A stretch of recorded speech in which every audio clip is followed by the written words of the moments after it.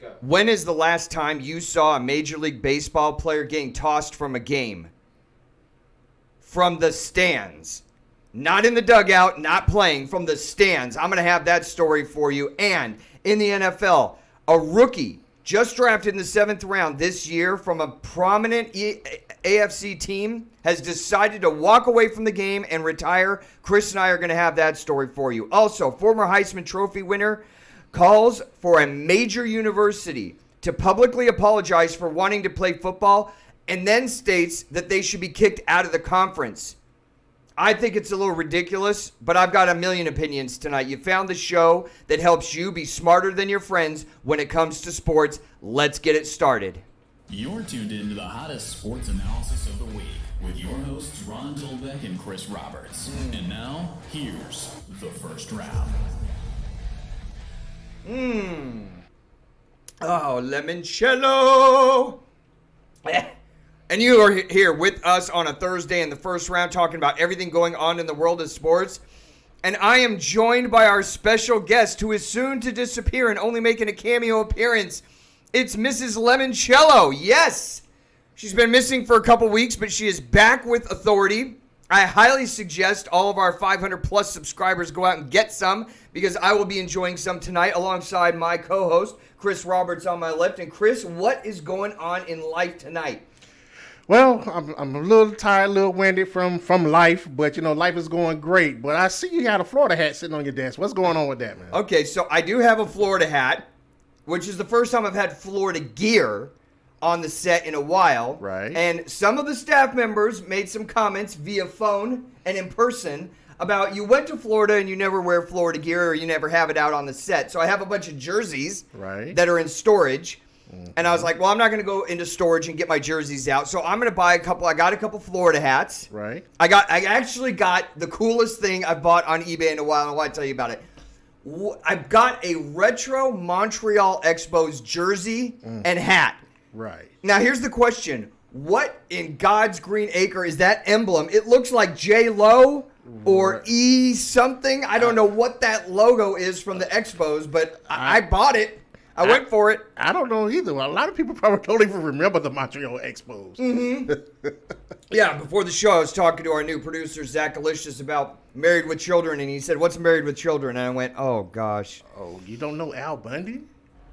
He doesn't know Al Bundy, which is forgivable, but it was less about him not knowing Married with Children and more about, am I that old?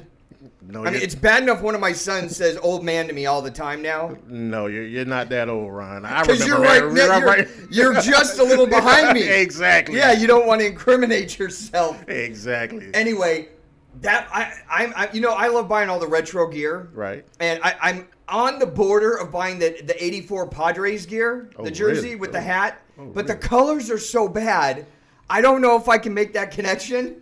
Oh, man. See, I love the old Astros, the retro Astros jersey. Man. Yeah, with the starburst. With the star, Yeah, the starburst colors with the Nolan Ryan. And yeah, that was classic, man. I love that. That was classic. Man, I don't know if I'm going to stick to Negro League jerseys. I really love those too. But the problem with those is not a lot of people who know who the, Negro League teams were. So they look at it and go, who the heck are the Grays or the Black Cubans or the Clowns or the Homestead, the teams from the Kansas City Monarchs, they don't know, so it's not relatable. But I should say I don't care, right? Yeah, you should say I don't care. That's what we're here for. Because people don't care or we don't care. Because we can teach them. We can teach them. And we can talk about the best things going on in the world of sports. Let's get it started right now with the biggest news coming out of the NFL. Tight end for the San Francisco 49ers, George Kittle, signs a new 5-year deal, $75 million. How big of a house is he going to buy? Anyway, 85 receptions, just over 1,000 yards, and 5 touchdowns. The thing I like about it is he's only 26 years old. What I don't like is he's making $15 million a year. That's a big salary cap hit for a team that's trying to make it to the Super Bowl and for one player. I think he's solid. We'll see how it works out. 20 seconds after the ink had dried on his contract, Kansas City Chiefs inked their longtime tight end and Pro Bowler, Travis Kelce, 30 years old. 97 receptions, 1,200 yards. He's got four-year deal for $57 million. It works out to $14 million a year. I like that deal. It keeps them in the driver's seat of being the best offensive team in football. Also, Seattle Seahawks cut rookie cornerback Kamar Silverand after he was caught sneaking a visitor into the team hotel. He's a rookie. He hasn't even picked up his first paycheck, and he's already got cut. You know, if you're thinking to yourself, am I going to get my first paycheck first, or am I going to get cut from my first NFL team? You're thinking you're going to get your first paycheck first. Not for Kamad this week. Seattle gives him the heave-ho. NBA news. How about the Celtics re-upping and extending the contract on young Brad Stevenson? He's only 43 years old. 6 of his 7 years as a coach in the NBA. He's taken to the Celtics to the playoffs. I think he's got him going in the right direction. Playoffs are set except for the 8th seed in the NBA. It's up between Portland, Phoenix, Memphis, and the Spurs. I think it's a 3-team race to get that 8th seed and see who faces off against the Lakers. We know the Lakers don't want Portland. Chris and I will get into the 3 teams that we think have the best chance to make it. How about the impressions on the bubble so far now that we've got almost the end of the regular season done with and we're gearing up towards the playoffs? Chris and I are going to get into our list of good, bad, and ugly things that we've seen from the bubble. You'll want to stay tuned for that. Huge college football news that has pretty much been dominating the landscape of sports this week. The Pac-12 and Big Ten decide to skirmish back into their hole and not play college football this year. Not only that, they're cutting off, Pac-12 says they're going to cut off all fall sports. Yesterday, late at night, the Mountain West followed suit, said they're not going to have any of their teams in the fall playing either. I don't like that idea. I've got a bunch of ideas on that and opinions. We're going to get into that. Army, Navy, and Air Force are still playing the Sun Belt Conference, USA, SEC, and the Big 12 and the ACC. A lot of college football news out there. What message does it send that the Pac-12 and Big 12 walk away? I don't think the optics are good on that one. Who is the next team in Major League Baseball to win their first World Series? There's a group of 6 out there. Chris and I are going to get into that discussion. I saw it on CBS Sportsline this week. I thought it was fascinating. We're going to give you our opinions and picks. Yankees, bad news in the Bronx. Giancarlo Stanton has a grade 1 hamstring pull. He'll be out 3 to 4 weeks. I said at the beginning of the season to Chris, I like the Yankees, but the 2 things with Aaron Judge and Giancarlo Stanton are staying healthy and not striking out. He's already going down for the next month. And how about we talk a little UFC 252? Stipe Miocic and Daniel Cormier is here. I think that's the premier fight, obviously, coming up Saturday for the UFC. But there are 2 other fights that I want to get into, and one of them involves an Irishman. And I don't know if he drinks limoncello or not, but I am glad that I am, Chris. Really? No, that guy's probably drinking, scotch. Oh, you can bring scotch on the set. Yeah. And I offered some drinks to our new producer there, Zach Alicious, and he said no. Zach. Because he said, well, my wife is watching. So that... Way to be responsible, Zach. You got to drive home, buddy. It's on a short... That's so weak.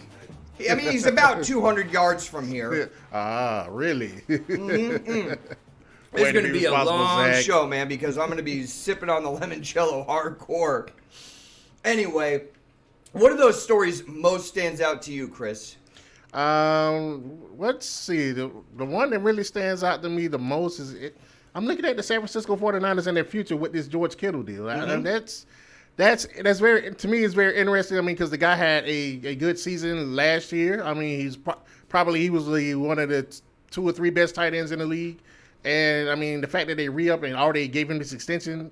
That's a lot of money, though, man. Let's just see what he does this year. What I don't like about it is it's $75 million. What I do like about it is he's only 26 years old, whereas Travis Kelce's going to be 31 this year. Right. And they almost gave him the same amount of money, $15 and $14 million respectively. Both are obviously the dominant players at their position in the NFL. Both those teams have a chance to make it to the Super Bowl this year, but $75 million, man, that's a big pill to swallow, don't you think? I mean, it is a big pill to swallow, being that even though it is a passing league, I mean, San Francisco is still trying to find those wide receivers to help Jimmy G out and also to help with that running game as well. And they lost one of their big wide receivers last year. Let's get right into the biggest stories, though. College football is at the top of my list right now. And we found out at the beginning of the week, Chris, the news came out that the Pac-12 is probably going to opt out of the season, which we can have a medical discussion or we can have a sports discussion, and I'm not a doctor anymore. So I'm going to have a sports discussion with you. Okay. But as soon as that came down, then we heard that the Big Ten was going to drop out, which they eventually did the next day. Mm-hmm. And then the rumor mill started getting going, which I can't stand. When the internet starts, the beehive starts going on the internet, I usually go the other way. Right. And by the end of Monday, it was like, we're not having any college football at all. And I absolutely... I know you had to hear the same stories that I was hearing. I mean, could you believe, I just can't even get my head wrapped around, we're not going to find a way to make this work. Well, I can't believe that. I believe that we're going to have college football. This is the South. We play football through hurricanes, we play football through anything, thunderstorms. Right. We're out here playing ball. So, the fact that you think that the South is going to set out and not have football through a pandemic, I think not. I think this is super bad optics for the Pac-12 especially. Right. Because the Big Ten, they've got Ohio State, they've got Michigan, they've got Wisconsin, they've got a lot of premier teams on the rise. I'll even put Minnesota in that list. Right. And they've got a lot of stuff going for them. And for them to walk away, there's got to be some good reason, which I'm going to say it's going to be health reasons. Right. But I'm also going to talk about a lot of stats and medical figures that say it doesn't make a lot of sense. But for the Pac-10 to walk away, Oregon went 12-2 last year, and that was pretty much it. I know Utah went 11-3, but they don't have half of their team coming back this year. Right. And I think the optics for the Pac-12 look really, really bad on this. And I think who makes out the best is the ACC, the Big 12, and the SEC, and I'm going to tell you why. Because when you're faced with opposition, some people walk away because they don't want to face it, they don't have an answer, or they're scared. And the people that stay figure out the problem and overcome, rise to the top, and that's what I think is going to happen in this case. Let's just look at some of the numbers. Right. Okay, a couple days ago, the MAC conference steps away and says no fall sports in 2020. Now, what's odd about that is the University of Buffalo, who's in the MAC, did 668 tests as of July 17th. They had done 668 tests for COVID, and they only found three people, athletes and staff included, that were positive out of almost 700 tests. Only 3 were positive. Yeah, that's not bad at all. Is that enough to shut it down? No, not really, not at all. Because then you have to look at it and say, okay, so 3 have it. Now, what is the mortality rate that we're seeing nationwide with COVID? It's about 2 deaths in every 100. Right. So what are the chances of those 3 people, one of them, dying from this? That's very slim to none. It's 0.00429. 0.00429. Those are the chances. Now, I don't know what the number of reasonability is, Chris, and you probably don't either. How many deaths are acceptable? But so far, nobody that I know has died from COVID-19 that's a college football player. Right. And we had 3 positive tests. So then I started doing some research and looking around the country. University of Kentucky, 108 players, 58 staff tested as of July 13th. All of them were negative. Right. All right, so you say, well, Kentucky's not one of the hot spots. Let's look at numbers in areas that are hotter, like Miami or California, Florida, places like that. So USC tested 120 of their athletes randomly up until July 17th. No positives. Every one of them was negative. That was as of July 24th, and that source was the LA Times. They did a big story on it. How about Stanford? They're in California, a hotbed of COVID. They did over 600 tests up to July 17th. 7 positives. That's not bad for California. 7. It's not bad at all. Now, I don't even know one human being that's gotten this yet, but I know a lot of people have. And I'm not marginalizing it. I know people have lost their lives. I know that you could get really sick from it. But we're trying to figure out, what is reasonable. Not only are we saying we're not going to have 100,000 people in the stands, that I can understand. But we can't get 5,000 people in there. And if we have nobody in the stands, we can't even get the players to be able to play. Because that's what the Pac-10 and the Big 12 are telling us. But this is what the statistics are telling us. Stanford did 600 tests and only found 7 positive. Now, we haven't seen a death due to COVID that I know of yet in college football. No, not that I know of either. Right. But what if I told you from 2000 until 2018, there were 30 deaths just in college football related to excessive heat. We hear it every single spring. Right. 2 or 3 players, sometimes 4, pass away because of heat, and yet we still keep playing. And we had deaths last spring, a year ago. Yeah. And we don't shut things down. We keep playing. And yet people are still dying from heat exposure in college football. And we keep playing. And yet we're looking at these numbers. 188 plus 58 at the University of Kentucky, all negative. 120 tested at USC as of July 24th, 0 negative. Over 600 tests administered at Stanford, 7 positives. University of Buffalo, 668 tests since COVID came out, only 3 positive. And because of that, positive tests, not deaths, we're shutting down college football conference-wide in many places across the country. Yet, from 2000 to 2018, we have over 30 athletes actually dying because of heat exposure. Someone needs to talk to me if I'm not making sense. I mean, you're making sense. I mean, for the most part, most of these people, these colleges, institutions, they're looking at, look, these kids are under my watch, and I'm not willing to take that responsibility or take on that task of trying to keep these kids safe. And so if that's your mindset as a president, me personally, I think this is the year that we should actually go super conferences this year, to be honest with you, where you should have, these schools that want to play football like Ohio State, Michigan, Nebraska. I'll let these teams go into the different conferences and just play ball. I don't know if different conferences is the answer, because that's a whole nother bag of worms we can open up. But you're voting that they should play under certain circumstances that are safe. Yeah, I mean, I think so. I mean, as you know, because you had this discussion this year, actually this week, with Scott Frost actually proposing that idea of Nebraska going to actually go back to the Big 12 to actually play football this year. So right. To me, if these schools are willing to take on the risk, and if they sign a waiver, for these kids to decide to sign a waiver, I say go for it. And how many of these players are actually adults? They're old enough to vote. Right. They can make their own decisions. Now, they're not doctors, but are we saying that they're not capable of making their own decisions? This comes down to a money question with the conferences. They don't want to be the one that has to get sued because somebody's child died. Yet we let heat exposure issues go on for the past 19 years, with multiple college football players dying each year because we can't solve the heat problem. We can't get procedures in place to keep kids safe in the summer when they're doing two-a-days or spring practice. That's crazy talk. This is what really gets me. Is these colleges are in business. They show up every day to make money.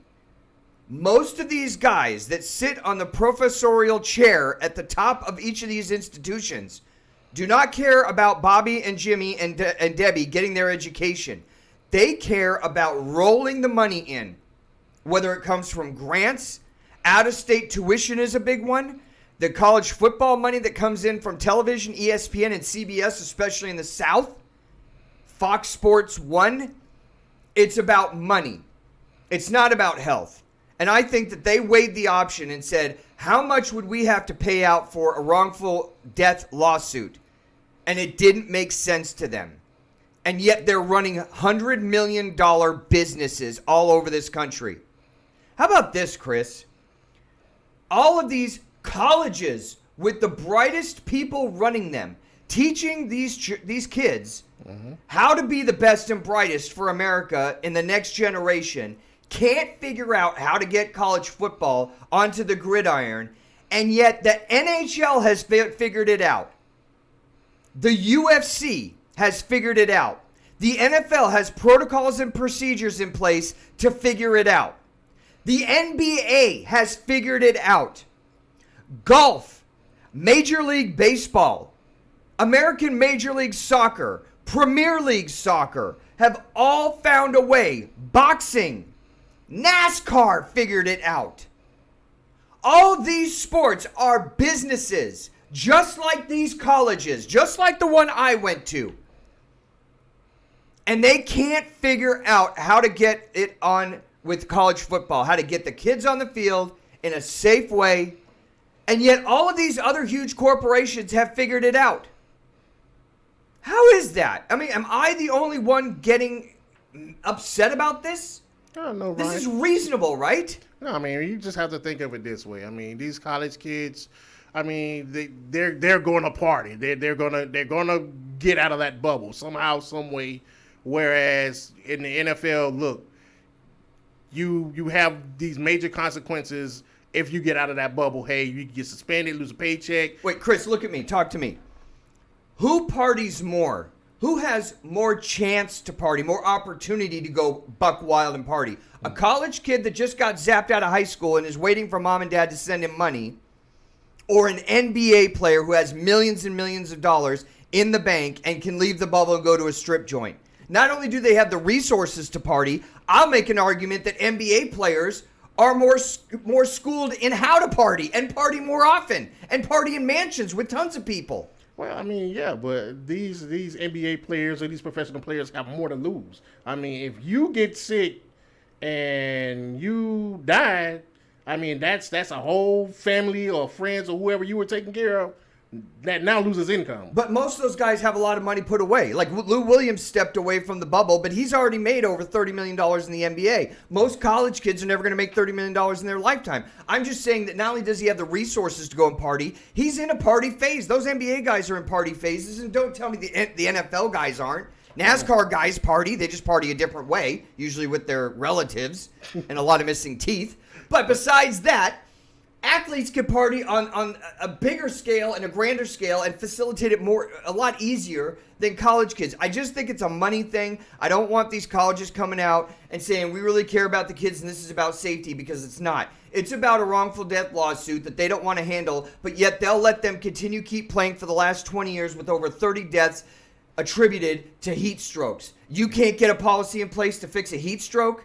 We had deaths last summer. It's ridiculous. Don't sell me both sides of the candle. It is ridiculous. But I mean, the best analogy that I can put it is like this: you have older kids who know better, and then you have the younger college kids that are like kindergartners that are going to put their fingers in their mouth and drink out of beer bongs and bottles that other people have already put their mouth on. So it's kind of hard for these institutions or whatnot to, they just don't want to take that risk because these kids are still kids. I think it's a chance for these the conferences to step up and say, look, we're going to figure out a way to keep the kids safe. We're going to figure out a way to get college football back that America needs, entertainment, right, even if there's nobody in the stands. I've always said, if you don't have 100,000 people in the stands, you got 40 million people watching on TV. Right. We have dozens of other industries in sports that are already doing it. That's what the computer's for. That's what networking is for. That's what gathering information about medical issues and how to keep people safe and protocols is for. You can make it happen. Make it happen. That's my stand. I think it's super bad optics for the Pac-12, which hasn't been the bastion of gloriousness in college football over the past 20 years. I think it's a really super bad look. We appreciate you guys chiming in. You can get a hold of us here at thefirstrroundrd@gmail.com or follow us on Twitter at thefirstraround1 on Twitter. And last week we got a bunch of emails. I'm going to start the first one from Matthew Lindhurst. With the Pac-12 opting out of the 2020 season, who does this hurt the most? It hurts the Pac-12. Yeah, I think it hurts the Pac-12, the Big Ten. But so I'm gonna make an argument that it hurts Oregon, because Oregon had a great team coming back. They were 12-2 last year, and Mario Cristobal has them going on the right direction. I know they lose Justin Herbert, but everybody loses people. Great teams just reload and keep winning. Utah, I talked about, they lost their quarterback Tyler Huntley. They lost an awesome running back, their number one rusher last year, and they were 11-3. I think it goes bad for Utah. I think those two teams would have contended in the Pac-12. I also think it doesn't look good for Arizona State. Yeah. For Herm Edwards, the Fighting Herminators, they were 8-5 last year. They won a bowl game. Yeah. I thought that they were doing great. How about sophomore quarterback Jalen Daniels? Yeah. Jalen Daniels. He's a sophomore this year, but he was awesome last year, and now he is going to lose a year of eligibility. So he's going to sit around and do what? Work out, waiting for a year from now. So he's still good enough to go to school because a lot of these institutions are having, isn't going internet only. They're having kids return to school this year, right now. So a lot of these institutions are having the students come back and they can go to school because then that means more revenue in parking and parking tickets and books and dorms. And here we go, right? Right. That's okay for them to be around campus. What are the protocols for that? Why aren't we hearing about that? I mean, maybe I'm being a skeptic. I don't want to be. But I think this is bad for the two top teams in the Pac-12, Oregon and Utah. I also think it's bad for Arizona State. Jalen Daniels went for almost 3,000 yards as a freshman, 17 touchdowns, 2 interceptions, and then he also added another 355 yards rushing. He's one of the most young, dynamic players in the Pac-12, and his whole season is just going to disappear like a fart in the wind because, frankly, I think some of these guys are too scared and don't have the fortitude or they have a lack of character to figure out an answer. Give us an answer. I mean, the NCAA, they have come out and said for the teams that are not playing and the players who decide to opt out this year, they will give them another year eligibility. So, I mean, you sit out a year, but you still have those years of eligibility. It's a whole year they can't get back off their life. I mean, of course not. That's another year in the NFL of potential income that they're going to lose. You see where I'm going? Well, I mean, if it's about money for the institutions, it's got to be good for the money for the kids. But I mean, these kids have to weigh the opportunity cost of playing ball. I mean, either. Yeah, but it's not like the NBA. They can't go to the EuroLeague. Where are they going to go? They're just going to sit around. That's what sucks about it. Also, getting a email in from our YouTube channel. Hunter Morris says these garbage Notre Dame takes are laughable. So last week I got into it about how massively overrated Notre Dame has been. And how they're even ranked in the top 10, I can't fathom. Can you? I can't. I'm lost. I'm totally lost, and so is Notre Dame. He said, Hunter Morris, these garbage Notre Dame takes are laughable. Before you crap on Notre Dame and the ACC conference schedule, look at the SEC non-conference games. So I just think that the ACC could have picked up an Army, a Navy. They could have picked up somebody from the Sun Belt. I think they went a little low fruit, and I know that happens with the SEC, but I've always said, if you put Notre Dame wouldn't last 10 seconds in the SEC. So if they have a cupcake, Alabama plays some directional school for a tune-up at the beginning of the season, I don't really care. Because Alabama still has to play Auburn. They still have to play Mississippi State. They still have to play Texas A&M. They still have to play LSU. Who am I forgetting? Alabama, LSU, Auburn, Alabama, Texas A&M. Notre Dame wouldn't last 10 seconds in the SEC East. Are you kidding me? Here's the Notre Dame thing, and we're just bouncing it right off into the sunset because I'm so tired of hearing about Notre Dame and how tough they are. Let's talk about how awesome Notre Dame has been. In 10 seasons that Brian Kelly has been there for Notre Dame, he's had double-digit wins, 10 wins or more, 5 times. Against what I think is a cupcake schedule. But let's talk about the other seasons. 4 seasons out of the 10, he's had 8 wins or less. How hard are you going to blow on that horn now? The flag's not going all the way up the pole now, is it? Brian Kelly in the last 10 years at Notre Dame is 0-4 against top 5 teams. Not only that, 3 of those losses were by more than 14 points. So they're getting blown out when they play these teams. Brian Kelly, 3-8 versus top 10 teams. 3-8. How about this one? This is the one that will really grab you. Because Notre Dame's been so prolific over the past 10 years. I'll even go farther back than that. Last week I said they haven't been relevant or important or significant since Lou Holtz left. How about this? Since 1996, Notre Dame is 8-29. Just let that sink into your skull. 8-29 against top 10 teams. Hunter, we appreciate your email, but you're off on this one. The biggest significant wins that Notre Dame has had in the past 10 years have come in the Sun Bowl, Pinstripe Bowl, Music City Bowl, Citrus Bowl, and the Camping World Bowl last year against a marginally good Iowa State team. What are you hanging your hat on? I mean, what are the biggest dominant wins that Notre Dame can talk about in the past 10 years? There are none. Well, Manti Te'o did find his girlfriend, so. Manti Te'o. That's another one.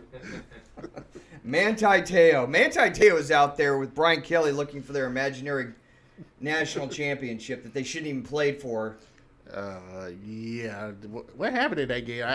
What happened in that 52-13 game? Yeah, I kind of fell asleep on the game after the I first fell asleep quarter. after the first quarter when Notre Dame shouldn't have even been there. And if you really want to go into it, go back that year to when they played Stanford. Stanford had the ball first and goal, and actually this is before instant replay, I believe. I'm not going to say 100%. But they ran an off-tackle right play, and the guy, I'm going to my grave saying that the Stanford player, with less than a minute left to go, got in the end zone. Right.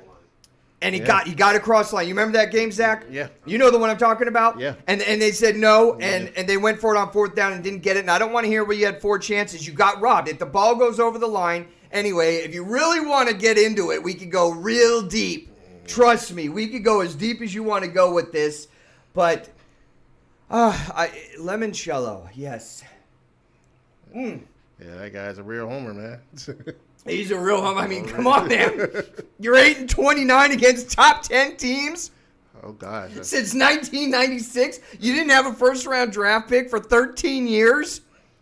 What are we talking about here, man? You guys are overrated every single year. Speaking of overrated, let's go to the NFL. Right. Which is not overrated. Chris, if I said to you, when is the first NFL game? I will say the first weekend in September, like it usually is every year. The first game. Now this is where I'm blowing it because I think it's the 10th. I don't know. Zach, do you know when it is? It's generally See, we're all looking so forward to the NFL. We need them to save us, and we don't even know when the first game is. Who's the first game against? And don't cheat. Don't cheat, because we talked before the show started. Let's see. Kansas City and... Ooh. Every second that goes by, you make my point. Oh, yeah. See. Houston. Okay, there we go. Houston at KC, and I have all of my children's life insurance money on KC straight up. No points. Oh, yeah. I mean, come on. At home. All they got to do is win. I'm not giving any points. I think the spread's 10.5. I mean, yeah. I mean, who is Deshaun Watson really going to throw the ball to, man? I know, right? And what's up with Kenny Stills at wide receiver? Is he even going to be playing week 1? I don't know. I mean, you got Will Fuller, who's barely playing. I mean, the guy runs a 4.3 40. Hey, at least they're going to have a premier running back.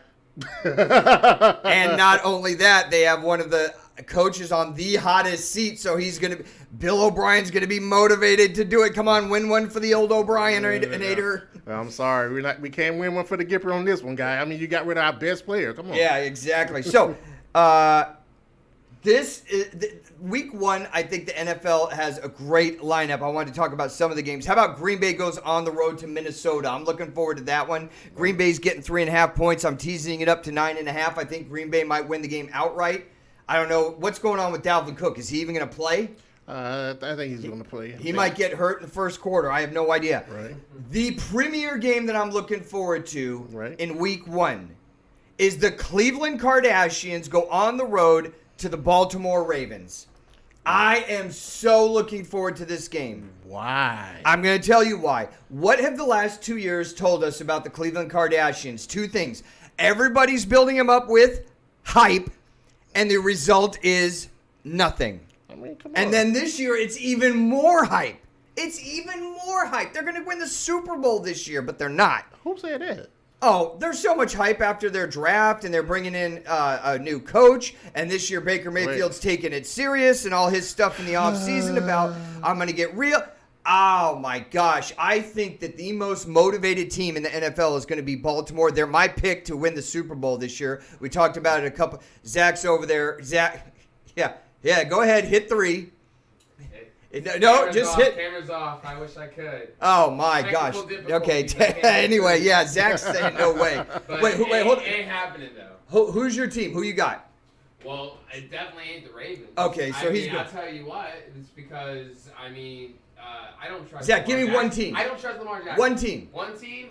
Quick. You got 5 I'll seconds. Go, New Orleans Saints. Okay, that's Saints are picking it up. fine. That's a decent pick. I don't know if I'm willing to go with New Orleans. I think that they're in a They tougher keep division. They keep getting robbed. Right, they keep getting robbed. They would have lost against my Patriots anyway. So I think Green Bay and Minnesota's a great game. Cleveland and Baltimore. How about Tampa Bay goes on the road week 1 to New Orleans?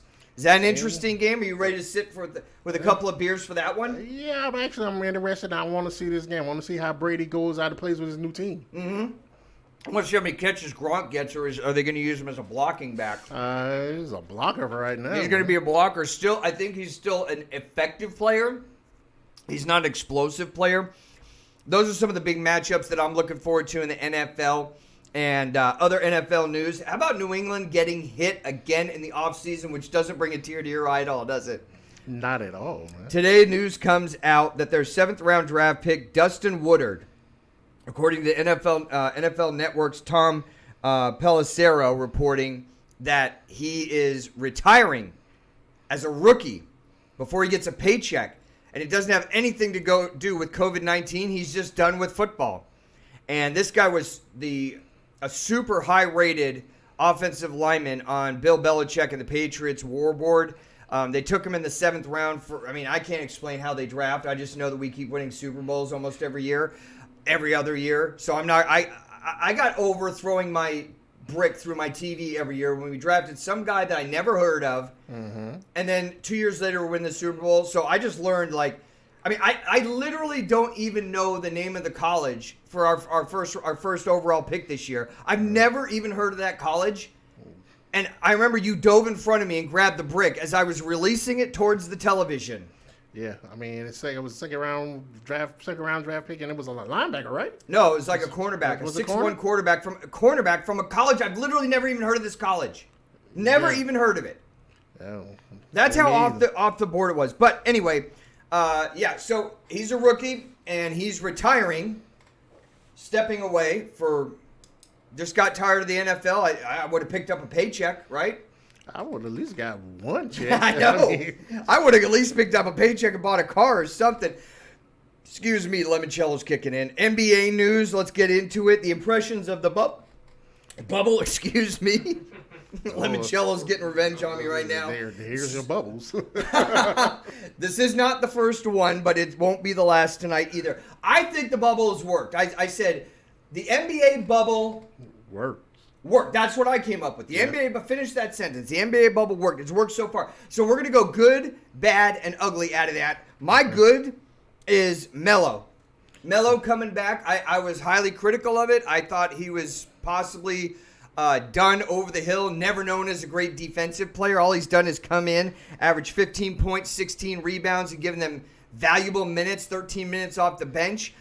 They're right in position right now to be that 8th seed and take on the dreaded, hated Los Angeles Lakers, who multiple Laker players, including Danny Green, have said they've literally come out and said, we do not want any part of Portland because Portland is playing tough right now. So one of my goods is going to be Melo. Well, my good is going to be his teammate, Dame Dollar. Dame has been getting off. I mean, Dame had a 51-point game and came right back behind it with a 61-point game. I mean, these guys averaging 37 points, 9 assists in this bubble. So, I mean, this guy's getting off, man. Yeah, he has. Another one of my goods coming out of the bubble so far with the playoffs, we're on the cusp of the playoffs, has been Devin Booker from Phoenix. 3rd or 4th year player, 27 points, 4 rebounds, 6 assists. They're 33 and 39, but I don't think it's because of him. I think he's been carrying them. Right. And they're right there with a chance to make it into the playoffs. So another one of my goods in the NBA bubble is Devin Booker, point guard for the Phoenix Suns. Yeah, he's one of my guys, too. I mean, Devin Booker is averaging like 34 points a game. I mean, you know, you heard of Devin Booker out of college, but you didn't think he would be that good of a superstar. But my good coming is how they have the 8th seed set up. This is something I think the NBA needs to carry on going into the regular season. The way that you have 4 teams actually battling for that last 8 spot, and you have a play-in game. And I think this is something that the NBA needs to carry on to make the season actually interesting towards the end of it. You know, I got to be honest with you, Chris. I mean, the NBA has been so down for me optics-wise the last couple years. I don't even watch until the finals kick in. Maybe I'll catch 2 or 3 games in the conference finals, but otherwise, I'm a courtesy watcher. Yeah, I mean, because generally when you get to the NBA, everybody always has those 1 through 8 seeds that's always there. Right. So it's not really interesting towards the end of the season. You're like, okay, well, we know, this team has that 8th slot, finally gets that 8th slot, and it's just dry, boring out. You go through round 1 and 2, but you don't have that playoff atmosphere. Now you have these 4 teams actually having something to play for. So now you're getting playoff basketball before the playoffs. You know so what? I think it's something that they need to continue doing. Instinctively, when I heard about this, I said this. I'm against this. You know me. I'm more of a traditionalist. I don't like change. I like everything working out. But you know what? I think you've got a good point here. I would be more interested in it. And it is matching up teams that are good. I don't want to see the Lakers blowing out OKC or, Memphis 4-1. I wouldn't watch any of those games. But 2 teams, an 8 and a 9 that are evenly matched, and it's sudden death. I think you're onto something there. It's a good point. My last good when it comes to the NBA bubble is actually the worst thing that I saw when this whole thing started, which was ESPN and TNT's coverage. I think it actually got better. At the beginning, they weren't pumping in the sound like they are now. At the beginning, we didn't see those big video boards work in the first couple of games. We didn't have that crowd interaction. I think the optics on it have actually gotten better, and I like what ESPN and TNT they've made it more palatable. Yeah. I mean, it's the first couple games. It was literally like AAU teams in a gym. Right. Now they've added in some lights. They've added in the stickers on the floor. They've added in the virtual fans. Not only the length of it, but on the ends, so they can try and disrupt the free throws. And they pumped in more crowd noise with the ups and the downs and the oohs and ahs and all that stuff. Right. And I actually think they turned it around and kind of saved part of the viewing audience. They saved me. Yeah, they did. I mean, any more goods for you, Chris? No, that's about okay. All Let's get to our bads. How about parity? No dominant teams during this end of regular season stint. I think that the parity that's there. You see the Lakers get blown out by OKC by 30-something points or 24, and then they'll come back and have a 2 or 3 point win against the Clippers. And the Clippers aren't playing like they're the most dominant team in the West, neither are the Lakers. Nobody's really playing super hot. Who's been the hottest team? Portland? Portland, yeah. Portland. And they're not even in the playoffs yet. They're just playing to get in the playoffs. Yeah, I say Portland and Houston, or not Houston, Portland and Phoenix are playing some of the best basketball optically. But nobody has stood out to me. Boston has not looked dominant. Toronto has not looked dominant. Milwaukee hasn't looked dominant. Lakers and the Clippers all haven't looked dominant to me. Nobody looks like they're ascending. They have that killer instinct. We're getting focused. No. One of the bads for you. The bad for me is actually looking at all of these teams that the NBA brought to the bubble, and they're not playing any of their starters. I'm kind of like, what's the use of you coming if you're not going to play your starters? I mean, we've been without basketball for 3 months. I mean, whether you're in the playoffs or not, I would love to see some of your starters playing. I mean, you go back and you look at the Pelicans the other night. They had none of their starters in the game. The only starter they had was Lonzo Ball. That whole team has disappeared in this whole stint.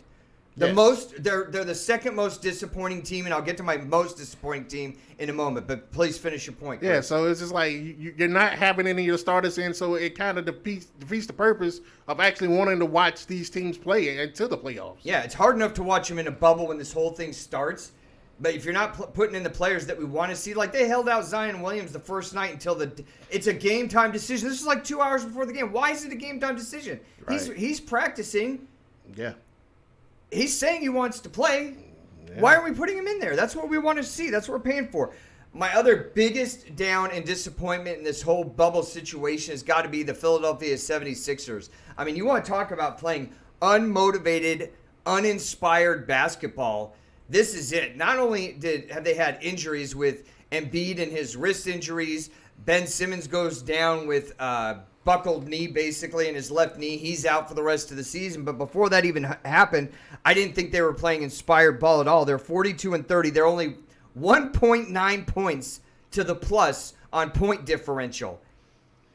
That tells me everything that I need to know. They're not playing to move up. They're the 6th seed in a very weak Eastern Conference with a team that I think has more talent than being ranked 6th.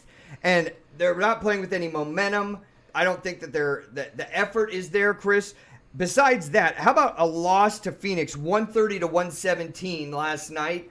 And my biggest critique in the offseason about the 76ers was them signing Al Horford to a over $100 million deal. How about these numbers? 12 points, 7 rebounds in 15 minutes, and that'll only cost you $28 million a year. What the actual hell is that?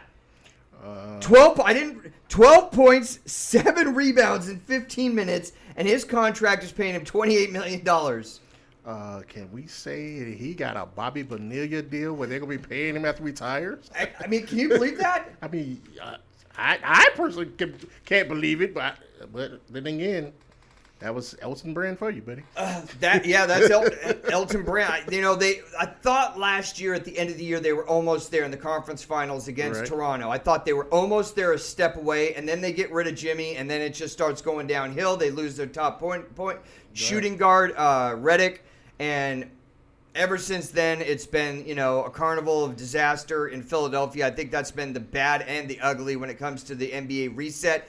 We want to thank our 500-plus subscribers for joining us every single week here in the Limoncello first round, sponsored by Limoncello. Tell your friends about the first round. Help grow us to epic proportions. You can get a hold of us here at thefirstraundrd@gmail.com. Answer your questions and comments. Also, follow us on The First Round and the number 1 on Twitter. We're here every Monday and Wednesday posting videos of importance and entertainment value for you. Hit the subscribe button, tell your friends about The First Round, and hit the notification button. That way you will know every single time we post new videos Monday nights and Thursdays. Moving on to Major League Baseball, Chris. I was reading on CBSSportsline.com an interesting article.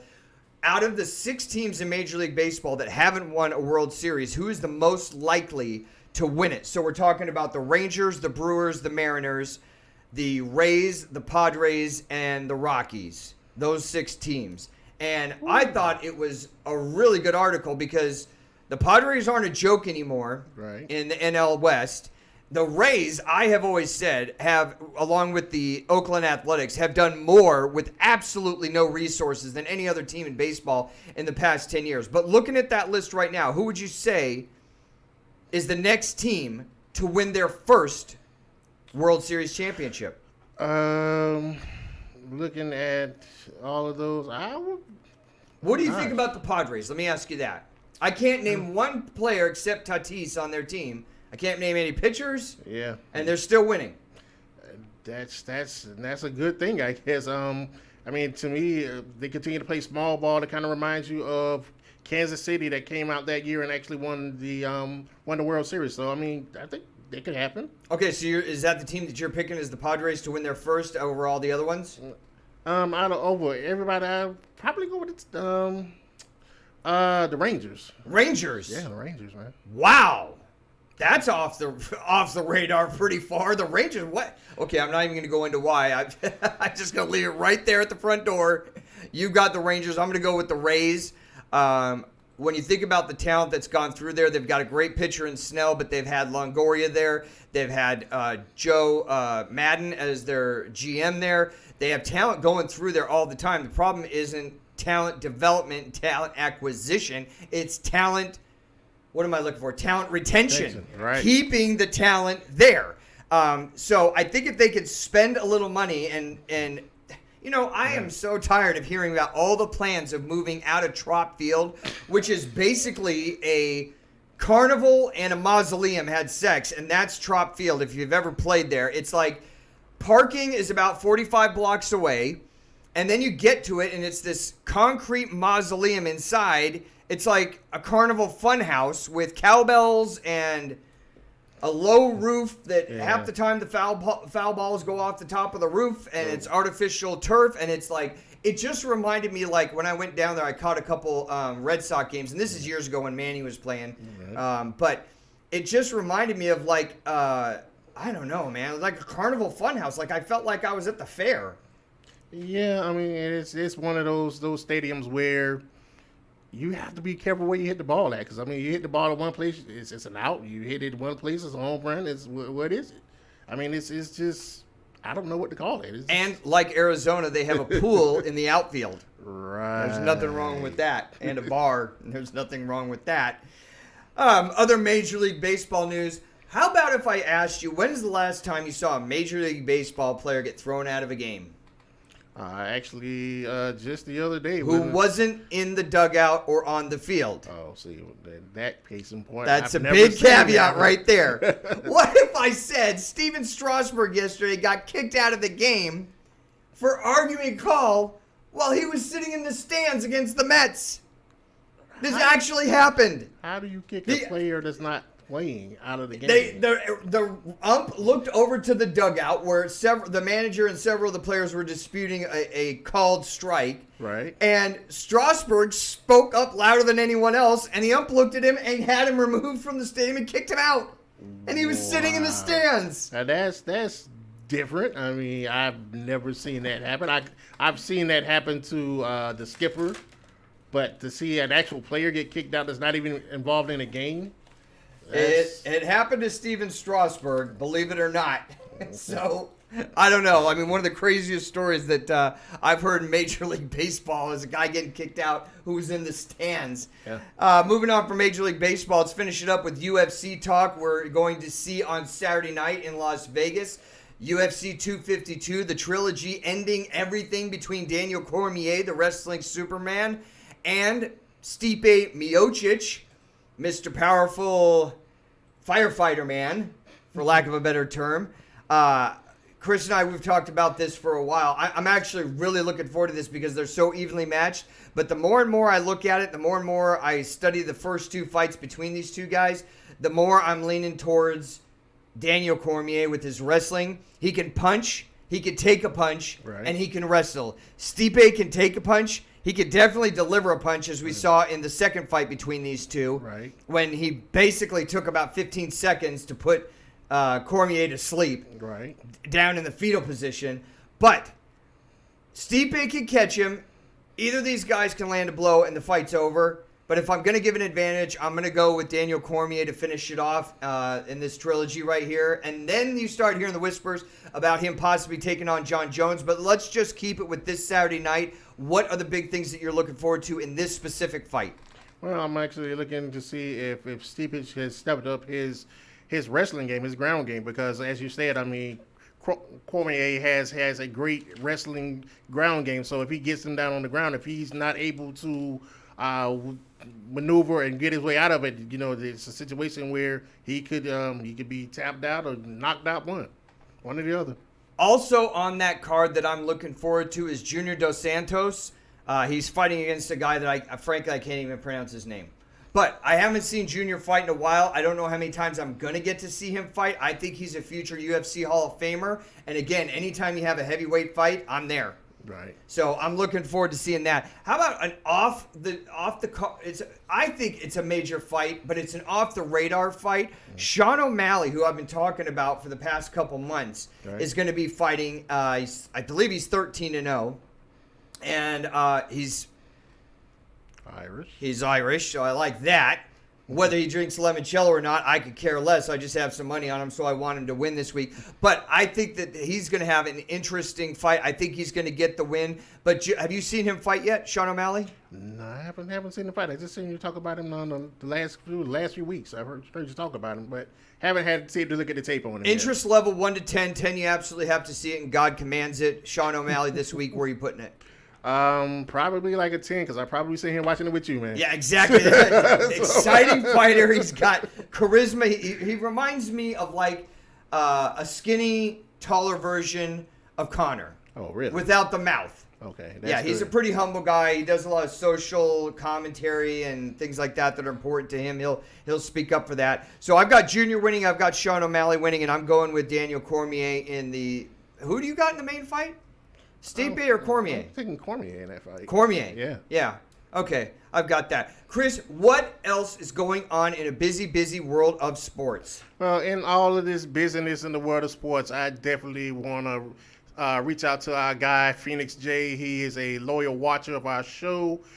He recently lost a loved one, his grandmother, and we definitely want to send prayers out to him and his family going through this trying time, especially here with COVID. And moving on, I just can't get it. I can't wrap my head around it with my alma mater, it seems like there's always an issue going on with Florida State. We have issues with players saying that they don't feel safe going to practice or actually going into the facilities of Florida State. You had Mike Norvell actually had to come out with and deliver statements and basically try to clarify things up. And you have players that's basically going against those other players. I mean, come on, guys, get it together. We got to get on the same page.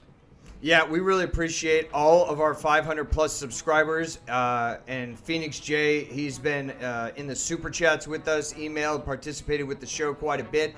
And definitely our thoughts are with him. I promise you will have at least Chris and I's prayers as the passing of a loved one. Was it COVID-related?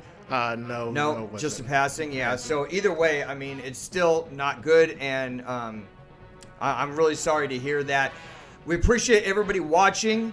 Tell your friends about the first round. Help us grow to epic proportions. We will be right back here Monday talking about everything going on in the world of sports. But that music can mean only one thing. It's time to thank our support staff. The man on the board, Zach Alicious and his Tampa Bay Fighting Lightning 1-1 in the NHL. My man on my left, Chris Roberts. El Presidente Chet 40 for all of us here in the first round. Thank you for participating. Thank you for being here and watching us. We'll be back here Monday night on YouTube. Until then, take care, everybody.